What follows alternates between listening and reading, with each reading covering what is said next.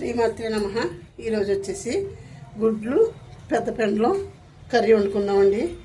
వంకాయ కూడా వేసుకుందామండి. ఇగోండి పెద్ద పెండల ముక్కలు శుభ్రంగా కట్ చేసుకుని కొంచెం పెరుగు కానీ మజ్జిగ కానీ వేసుకుని శుభ్రంగా కట్టుకోవాలండి. ఏంటంటే జిగురు వస్తుందండి. ఆ జిగురు పోవడానికి మజ్జిగ కానీ పెరుగు కానీ వేస్తే జిగురు పోతుందండి. ఇలా ముక్కలు కట్ చేసుకుని వంకాయ ముక్కలు ఇలా కట్ చేసుకున్నానండి. ఇగో చూడండి, గుడ్లు 3 గుడ్లు ఉడకబెట్టుకున్నాను. మసాలా అండి, అల్లం వెల్లుల్లి వేసిన మసాలా ఇలా చేసుకుంటానండి. కావాల్సినంత వాడుకుని ఇలా ఫ్రిడ్జ్లో పెట్టుకుంటాను. కారం, పసుపు, గరం మసాలా పౌడరు, 3 పచ్చిమిర్చి, కొంచెం సాల్ట్. చూడండి, ఆయిల్ పెట్టుకుందామండి. ఆయిల్ పెట్టుకుని వేయించుకుందామండి. గిన్నె పెట్టుకుందాం. ఇదిగో చూడండి, గిన్నె పెట్టాను. ఆయిల్ కూడా వేస్తున్నాను. చూడండి, ఆయిల్ వేసుకుని మనం కర్రీ వండుకుంటే చాలా టేస్టీగా ఉంటుందండి. ఏంటంటే అండి, ఇది నేను పండక్కని తెప్పించుకున్నానండి. నాకు పండగ చేసుకోవడానికి మా అమ్మగారు ఎక్స్పైర్ అయ్యారండి. అంచేత ఆ పండగ తెచ్చుకున్న పెండలో అలా ఉండిపోయిందండి. అది ఈరోజు వండుకుంటున్నానండి.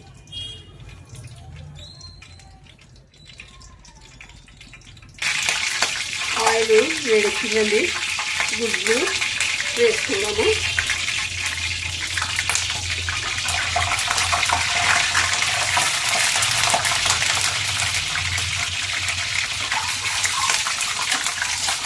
గుడ్లు వేసుకున్నాం కదండి. చూడండి, గుడ్లు బాగా వేగి తీసేసుకుందామండి. బౌల్లోకి తీసేసుకుని పక్కన పెట్టేసుకుని మనం ఇప్పుడు కొంచెం మసాలా వేసుకుందాము. మసాలా వేసుకుని వేపుకుందామండి. ఇవ్వండి, మసాలా వేస్తున్నాము.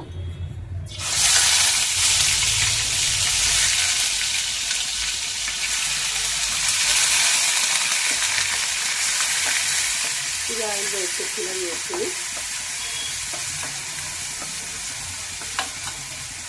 కొంచెం ఎర్రగా వేగాలండి. మసాలా వేగితే కర్రీ టేస్టీగా ఉంటుంది. పచ్చిమిర్చి 3 వేస్తున్నాను. ఇవి కూడా కట్ చేసుకుని వేస్తున్నామండి.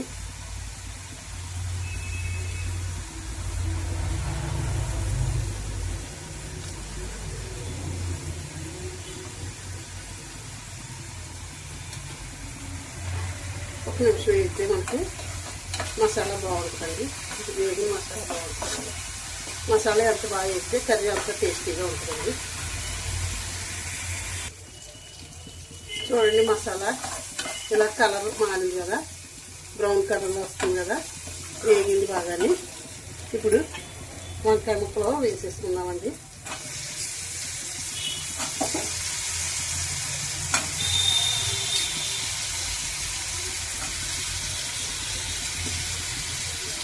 పెండల ముక్కలు కూడా వేసేసుకున్నాము. ఈ రెండు కలిపి మనకి మధ్యలో అప్పుడు తర్వాత ఉప్పు కారం వేసుకున్నామండి. ఉప్పు అయితే లాస్ట్ వేసుకోవాలండి. ఏంటని పెండల ముక్కలో ఉడకవండి.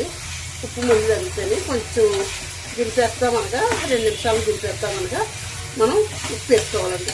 లేకపోతే పెండలో ఉడకదండి. మూత పెట్టుకుందామండి, మగ్గుతుంది.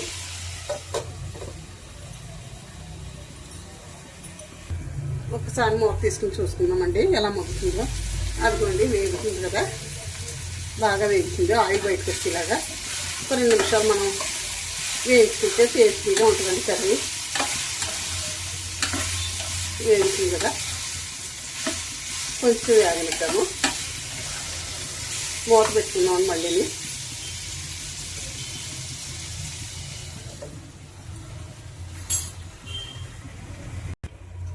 మూత తీసి చూసుకుందామండి. ఇక కలుపుకుంటున్నాం కర్రీ. చూడండి, ఇప్పుడు కారం, పసుపు, గరం మసాలా పౌడర్ వేసేసుకుందామండి.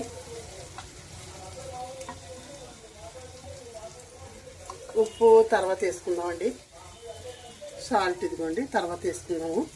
ఏంటి ఉప్పు ఫస్ట్ వేసుకుంటే ఇప్పుడు వేసుకుంటే మనకి బాగోదండి, దొంప ఉడకదు. అంచేత వెనకాల వేసుకుందామండి. కొంచెం వాటర్ కూడా వేసేసుకుంటే బాయిల్ అయిపోతుంది. వాటర్ వేసి చూడండి, తగినంత వాటర్ వేసుకుంటే మనకి దుంప ఉడికిపోయిన తర్వాత కొంచెం ఉడికిన తర్వాత మనం ఉప్పు వేసుకుందామండి. గుడ్లు కూడా వేసేసుకుందామండి.